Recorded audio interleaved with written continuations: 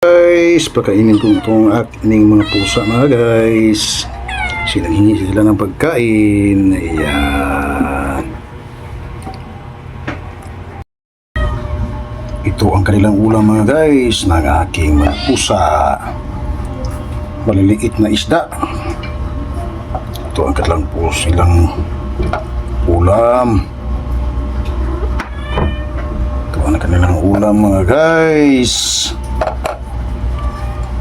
Mga pusa na maliliit. Yan. Lagyan ko ito ng sabaw.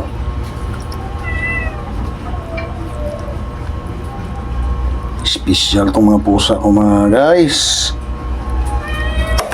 May ulam talaga. Tapos hihimayin ko muna itong mga guys ang kanilang mga pagkain. Few moments later. Ayan mga guys, pakainin ko na sila mga guys kasi gutom na itong aking mga pusa. Ayan. Kain na sila mga guys. Gutom na sila. Ayan. Kalimutan ko kaninang tanghalian nila mga guys kasi nakatulog ako.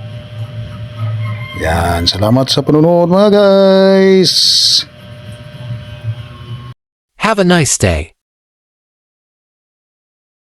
God bless. Thank you for watching.